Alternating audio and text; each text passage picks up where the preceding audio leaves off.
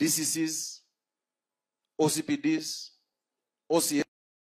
Sina mandate ya kuwatambua, or rather kuwatambulisha, but waziri, Nairobi must be regarded as a hardship area. Ile mnasema Wajia, Mandera, Nairobi ni shamba ya mawe. Kama una chapa, utalala njaa. Kwanza utalala nje. Hata comrades wanainama, ni vile waseme.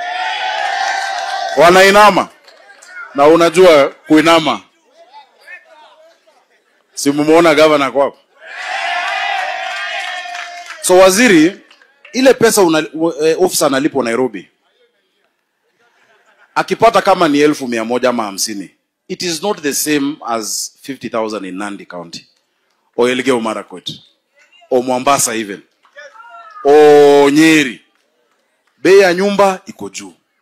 Bei ya chakula, ile shamba tuko nayo ni kwa akili. Si ndio hiyo? Ile shamba iko Nairobi ni akili. Na ujanja. Na mawe. Hiyo dimanga. But allow me to ask my sub-county admins wasimame. Chap chap. Sinawasa na wasifu hafu mnajikokota. Tafadhali mpunge hewa tu. Let me not say all the names, but I know all of you. Hawa ndio sub-county admins. And from here, we also have borough managers who we have now decentralized the city into boroughs with a long period of public consultation of more than 1.5 years. And so Nairobi is going to now be divided into 6. Nairobi North, Nairobi East, Nairobi South, West, and Southeast, and Central. And we are going to do further public engagement and enlightenment on how those boroughs will work. Kwa sababu ule mtu anaangalia barabara ya Kayole, hafai kushughulika na ya Westlands. Ule anashughulikia takataka ya Lang'ata should not be thinking about Kayole. Si ndio? Ama Embakasi South. Haya, chief officers ambao wako hapa simameni. Huyu Moziri anajulikana sana. Haya. Nitaanza na hapa tuko na Priscilla Mahinda, chief officer.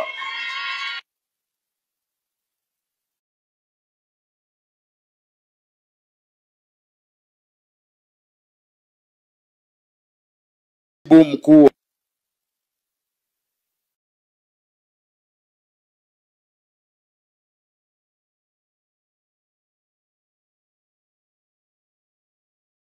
Bram.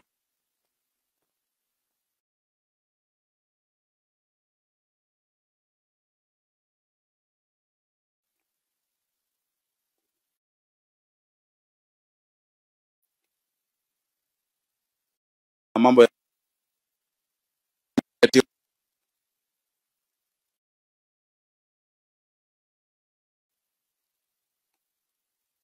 Matelo Waikenda ambaye is in charge of mobility and transport, na tuko na Tyrus Njoroge ambaye ni receiver of revenue. Huyu ndio Zakayo wa county wa kokota ushuru yenu.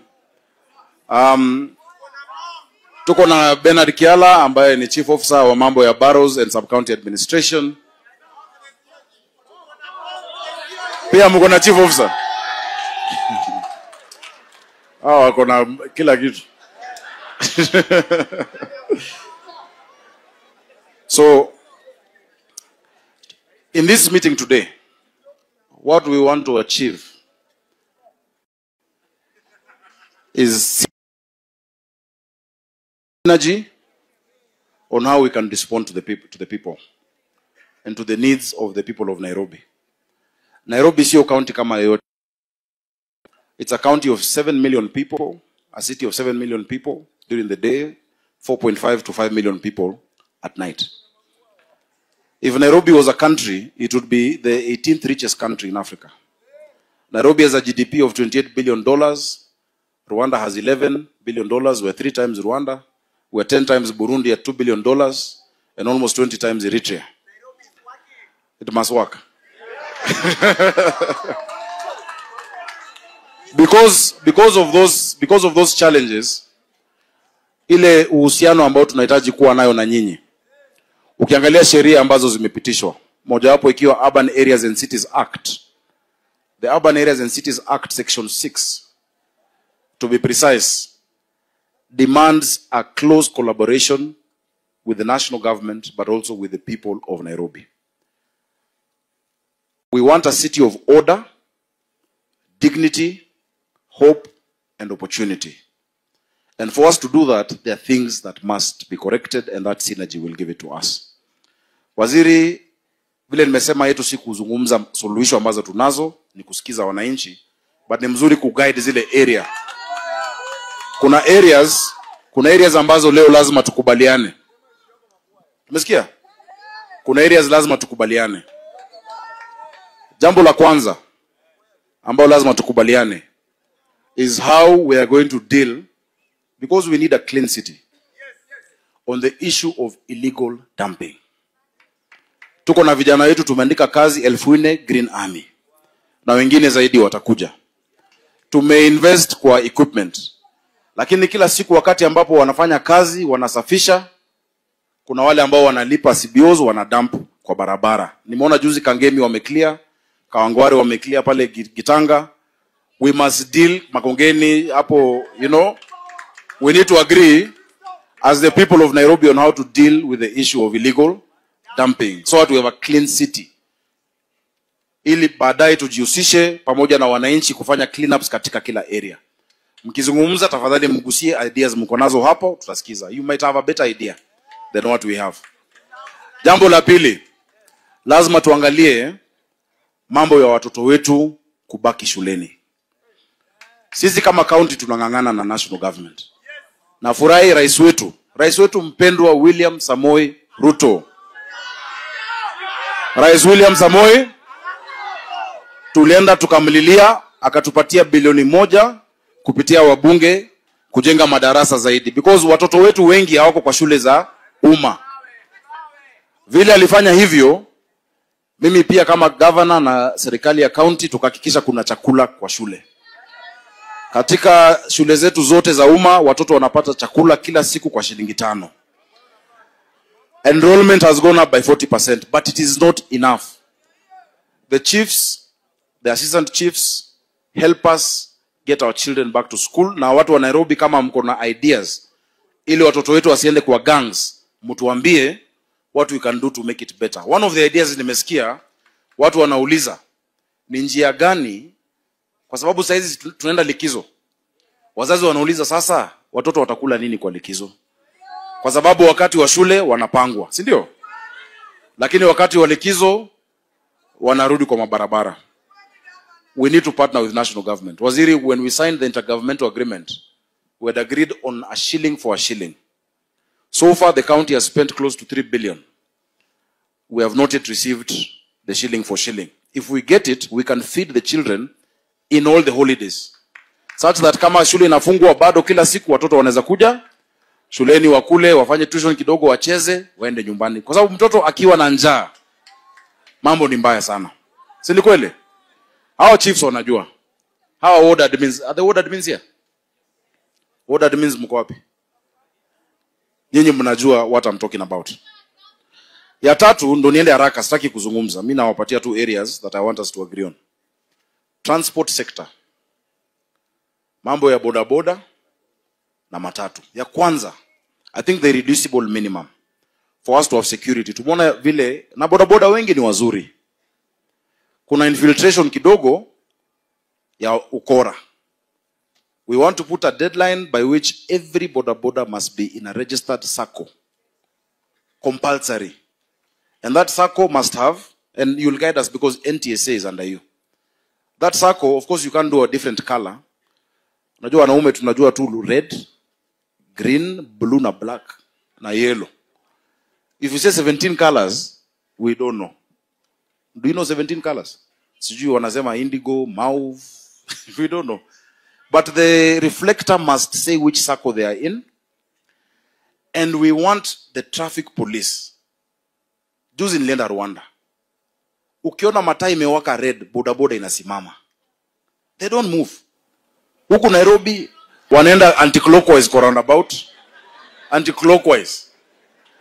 Kwao traffic light, red means go. Amber means increase speed. Green means enda ukiendanga. We must have order in our city. Tunakubaliana na wananchi? Si lazima tuwe na mtaratara na mpangilio. So when they pass an officer at the roundabout and they're going anti-clockwise, Why do we let them get away with it? And let me tell you, watu wa Nairobi, when they know there's a consequence to disorder, they follow the rules. Leo ukienda Ngong Road, pali kuna ile matatu meka mpya, the vehicles stop. If you do Oloitoktok from Kileleshwa coming up to Lavington, watu wanasimama. Lakini maeneo mengine watu hawafuati. We've lost so many lives. If the minister gives you the NTSA statistics of the lives we're losing in Nairobi on the roads, the worst being Outer Ring Road, alafu Thika Road, we're losing too many people every day. So ya kwanza ni boda boda na ni marafiki wetu. Sisi tumewakubalia hata waje town because we didn't agree. Earlier they said wasiingie town. Tukasema town si ati ni ya wadosi peke yake, because mtu anapanda boda boda because that is what they can afford, itamfikisha haraka, si ndio? But also wakuje na mpangilio. Same to Ubers, hizo Bolt na hizo gari zote. Na matatu, we have agreed it is 2 vehicles per circle at one point in the stage. Help us implement that. Jambo la 4, vandalism. Vandalism. Tumeinvest kuweka mataa mtaani, tumeka street lights, watu wanaiba, kuuza scrap metal, wengine wanaiba kwa sababu ya wire, ile kopa iko ndani. The place becomes dark, and when it is dark we have insecurity. And that is why the last few months you've had a spike in insecurity. Nashukuru Regional Police Commander kwanza, kwa sababu tumetembea naye town tukapata illegal connections ambazo ziko. Nashukuru IG amenipatia watu wa anti-vandalism. We want now to hear from the wananchi. How do we stop it? Kama ni kule mtaa mnaona tumeka high mast ama tumeka zile mataa za kwa barabara na mnaona mtu akija kuitoa, tufanye namna gani? Tumepatia number 988. Which number is this? Commission. Ile number ulinipatia ni gani? 988. If you SMS 988 and say Kasarani, hapa kuna barabara, kuna mtu anangoa kikingi ama anangoa stima, they will be arrested there and then. But kama si wananchi, kazi yetu ni kupiga video na kuweka kwa TikTok ya mtu akingoa public infrastructure. It is your money. It is your money that is being used to set up this infrastructure. So hapo pia tunaomba mtusaidie, give us your ideas of what to do. I think ya mwisho ili nyingine mseme ile kwa roho yenu.